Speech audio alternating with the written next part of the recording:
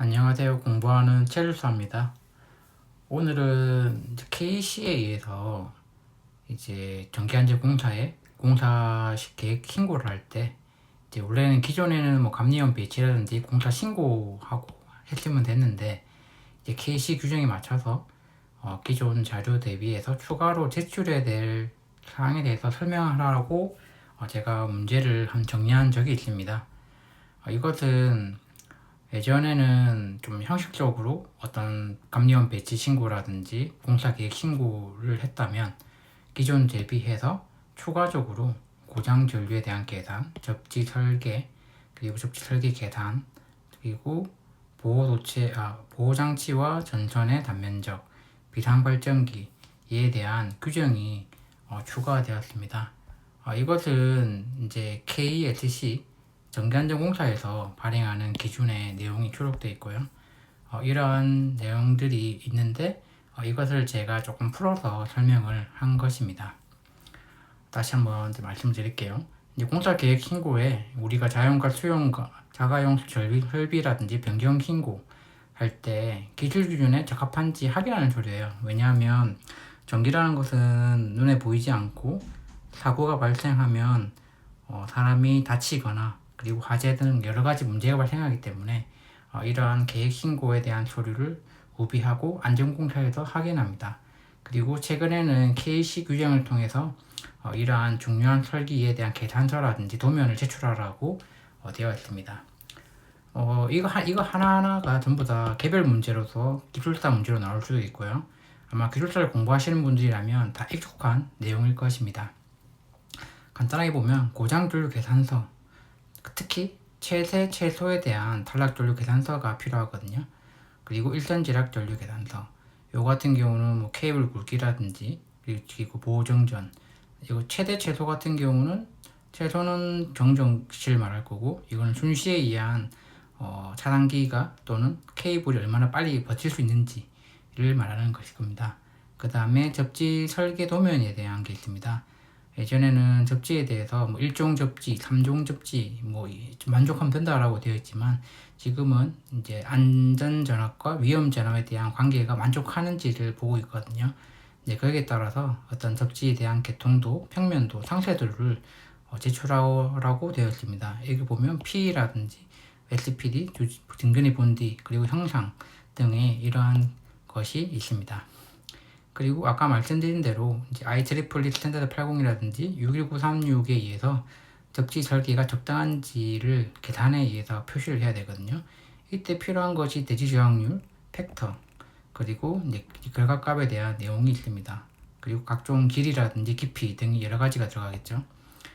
그리고 저압 보호장치 및 전선의 단면적에 대한 내용이 있습니다. 이것은 이제 여기 보시면 IS에 만족하는 것에 대한 기본적인 내용이고, 이러한 게 적정하게 설치가 돼야 경제적이고 확실하게 보호될 수 있는 것을 만족한다라고 할 수 있습니다. 그리고 고장이 발생했을 때 우리가 비상 설비 같은 경우는 발전기에 의해서 가동해야 되지 않겠습니까? 최근에는 KDS에 의한 용량 상정 계산 시길이 이렇게 나와 있고 개별 문제로도 꽤 많이 나왔기 때문에 숙지하고 계셔야 됩니다. 이걸 하나씩 풀어서 말씀드릴게요. 고장 전류에 대한 계산. 우리가 IEEE나 또는 IEC 등에 의해서 계산할 수 있고 둘 다 어느 거를 하더라도 문제는 없습니다. 책에 KSC에 의해서 뭐 IEEE의 스탠드 80이라든지 IEC 60906에 의한 것을 만족해야 된다라고 되어 있고요.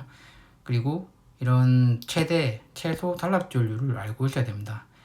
이것을 알기 위해서는 임피던스가 최소에 대한 등가 임피던스, 최대에 대한 등가 임피던스를 알아야 되는데 이런 걸 통해서 우리가 왜 쓸 것이냐. 최대 같은 경우는 우리 보통 개통례에 보면 최대 등가 임피던스가 이면 I는 임피던스 분의 이제 V로 보시면 이제 Z가 크면은 이제 단락 전류가 낮아질 거 아닙니까?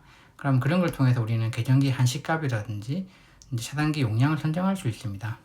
그리고 최소의 등가 임피던스 같은 경우는 I가 엄청 커질 텐데 그러면 최대 단락 전류가 나올 거고, 이렇게 고정전류가 순시적으로 처음에 2분의 1 사이클의 최대치가 발생하기 때문에 그때 이제 차단기가 견딜 수 있는 밸류계의 가전류 강도라든지, 그리고 이제 케이블이 소손되지 않아 케이블이 그 순간적으로 기계적에 버틸 수 있어야 되는지에 대한 그런 용도 때문에 최대와 최소를 나누어서 계산을 할 수 있습니다.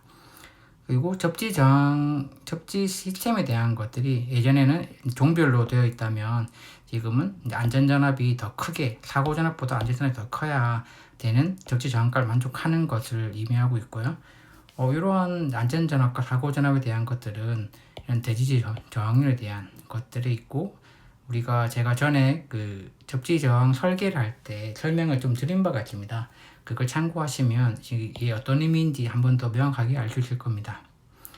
그리고 이제 말단에 이제 RCD 또는 이제 우리는 뭐 ELB라고 추구도 하는데, 이런 말단에 분전반이 있고, 현장에 분전반이 있고, 여기 보시면 이 차단기가 하나씩 ELB가 있을 겁니다. 이렇게 되어 있을 경우에는 뭐 계산서가 불필요하다라는 것도 코멘트가 되어 있습니다. 이것은 사람이 어떤 기기에 접촉을 하더라도, 누전이 발생하고 있는 기기에 접촉하더라도 ELB가 내부에 있다면 그 0.03초 30mA 암페어에 차단하기 때문에 사람의 심실 해동 전에 ELB가 보호할 수 있다. 물론 사람은 따끔거릴 겁니다. 그때 바로 차단기가 트립할 거고요.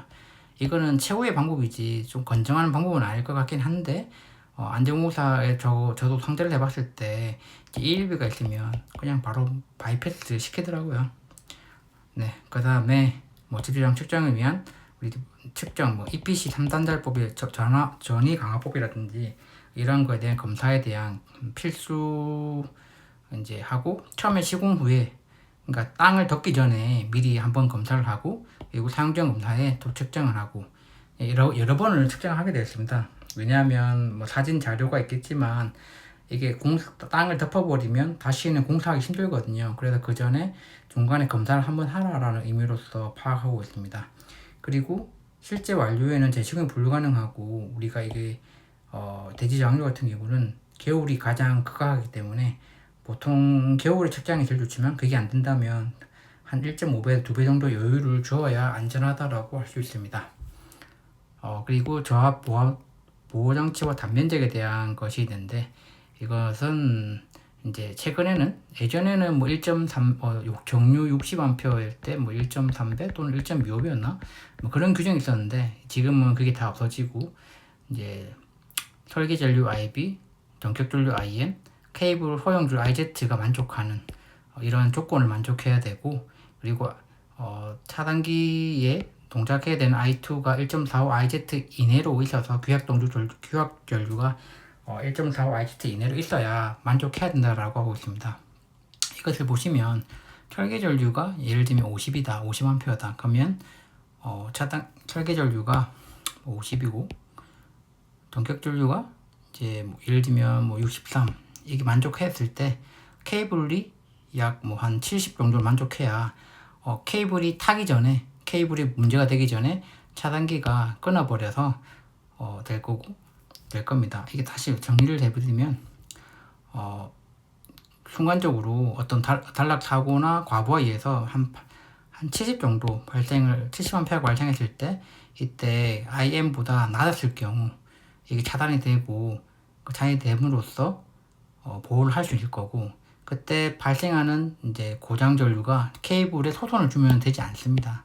그런 게 최악의 경우이기 때문에 그 단시간 동안에는 케이블이 열정 내력에 건져야 되고, 그리고 얘가 이제 차단기가 차단할 수 있게 케이블이 견뎌주고, 그 다음에 이제 해야 되는 것을 만족하는데, 그게 IB, IN, IZ가 만족해야 된다라는 것입니다.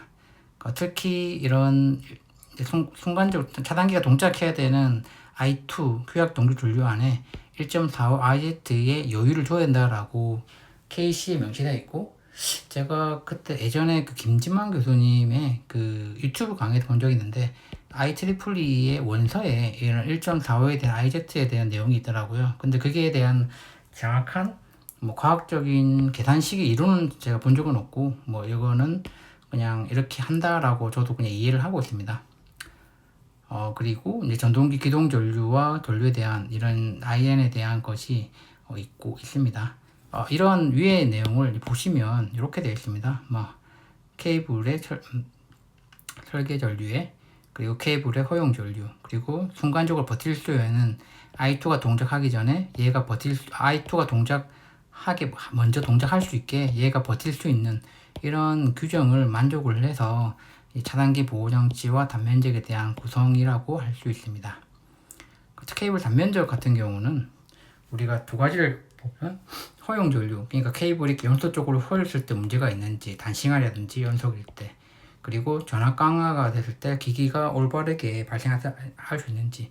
케이블이 굵을수록 전압 강화가 낮거든요. 케이블이 작으면 임피던스가 크기 때문에 전압 강화가 클 것이고, 케이블이 크면 임피던스가 낮아서 전압 강화가 낮을 겁니다. 근데 그렇게 이해하시면 될 것 같고, 허용 전류에 대한 것은 우리가 흔히 많이 쓰는 이런 123V 전압분해 용량, 그리고 요율과 고주파 내량 등의 계수를 통해서 IB를 계산할 수 있습니다.